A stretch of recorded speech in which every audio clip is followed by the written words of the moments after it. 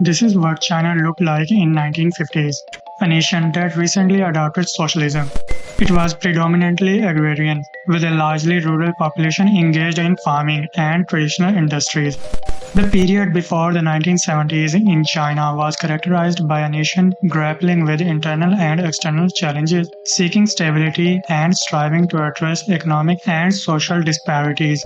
However, today's China reflects a different picture. It is now the second largest economy in the entire world.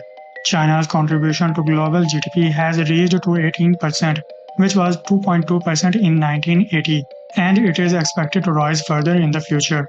Now China produces almost everything from consumer goods to high-tech smartphones, from EVs to netboards. In fact, the smart device in which you are currently watching this video is entirely or probably some parts of it are made in China. There are more and more countries who are calling China their main trading partner. But how China really gained such level of influence and called the factory of the world? Let's find out. The real Chinese miracle started in 1978 after Deng Xiaoping came into power, who is also known as the father of modern China. Prior to that, China tried a number of economic and social experiments that were sort of beneficial for China to define its trajectory in the coming future.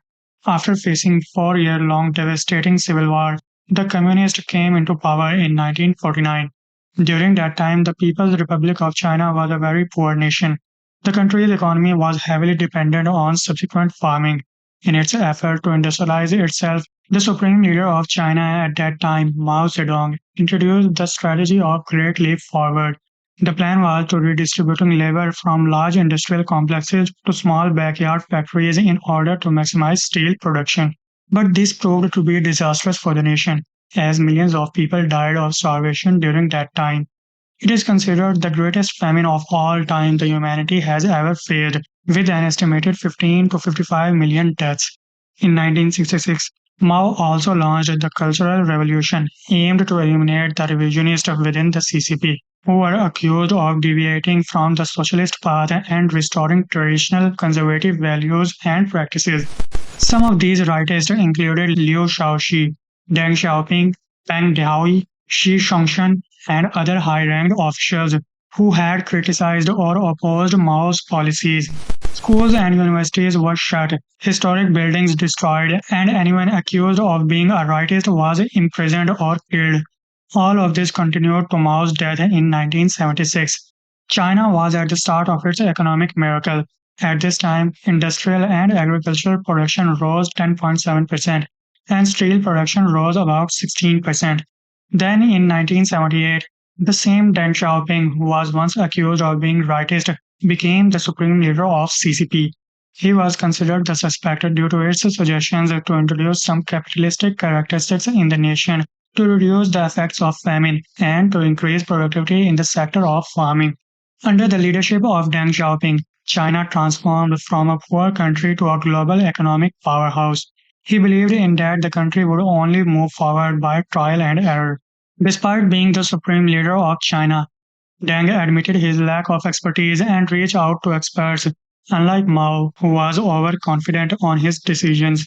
He also normalized the tensions between China and rest of the world. He was very inspired by its other Asian peers who were enjoying and saw their economies flourishing during the 1960s, 70s, and 80s.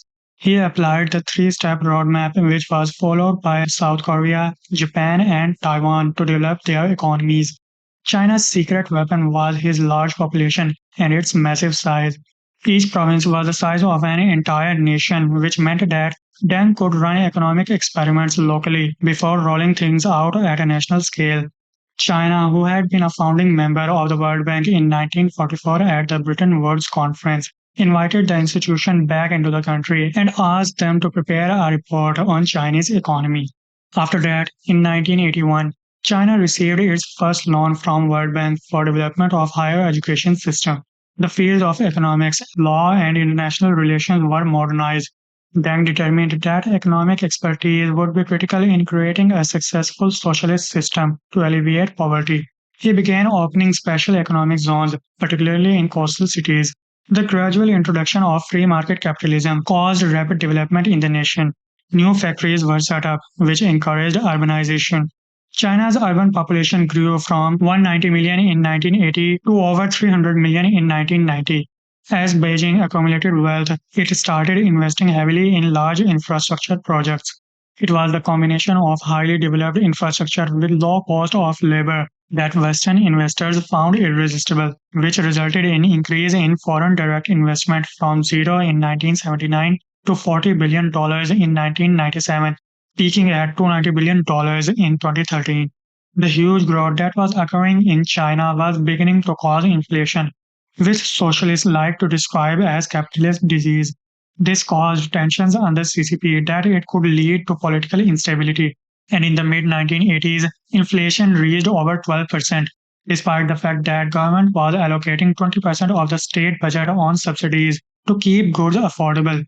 In 1985, Hua Sheng, a young Chinese economist, came up with an idea which is known as the dual track system in order to move towards free market prices.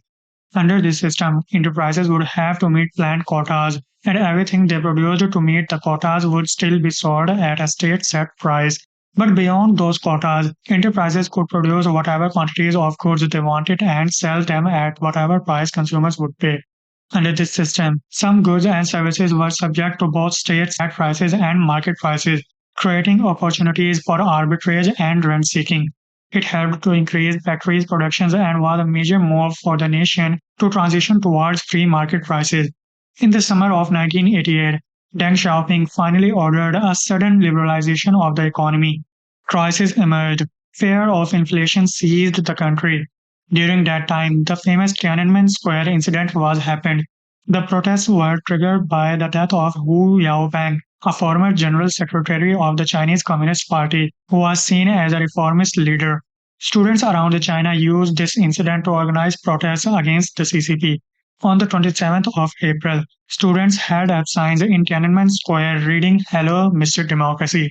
At the peak of the protests, it is estimated that around 1 million people assembled in the square. CCP then made the decision to use military force to clear the area, which led to clashes between military and civilians. Thousands of civilian casualties had been reported, and soldiers were also dying. In 1992, Deng went on his southern tour. There, by visiting Shenzhen, he indicated that the economic policies of reform were not going to be abandoned. In 1993, the Chinese constitution was amended from saying the state practices planned economy on the basis of socialist public ownership to the state practices socialist market economy. Deng's reforms were now enshrined in Chinese constitution. In the months and years after this change, the new generation of reform-oriented leaders made large strides achieving Deng's goal. Years without public appearances, Deng Xiaoping died in 1997, leaving behind its successful political legacy. Throughout the first decade of 21st century, China grew at an immense pace. It was able to lift more than 800 million people out of poverty. The country was flourishing with foreign investments and rapid infrastructure development. All was going well until this man came to power. The new Chinese leaders revealed. Led by President-in-waiting Xi Jinping, the 7 men file onto a stage in the Great Hall of the People. Xi Jinping. Remember this guy, Xi Jinping, who was accused of being the rightist with the Deng Xiaoping? He is the father of China's current ruler, Xi Jinping. It's astonishing that Mao killed Xi's entire family because he considered that they will come in his way. But now the same Xi is the supreme leader of China. Not one, not two, Xi became the ruler for the third time in 2022 after getting rid of China's presidential term limit that restricted all his predecessors to 2 terms. The world has not seen a Chinese leader like this since Mao. Like Mao, Xi believes that rallying around a single figure is crucial to survival of party. So as soon as Xi came to power, he started getting rid of people who are getting in his way. He filled vacant positions with his own supporters who believes in Xi Jinping's ideology of having tight control over the party and the military, unlike Deng Xiaoping, who normalized the collective leadership. In 2021, Xi introduced his one of the most dramatic acts yet. To enforce his influence over the Chinese Communist Party, he introduced a third historic resolution that unified the party's ideology around one clear line of thinking. Xi Jinping's thought. Basically, it meant that Xi Jinping's ideas could no longer be challenged. Since his first term, the size of the Chinese economy has more than doubled. Under his leadership, China's presence on the global scale has also grown. Xi promoted self sufficiency, looking inward like Mao did.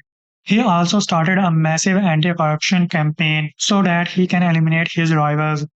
She also cracked down on Chinese companies and placed government officials on the boards of some of the most successful firms.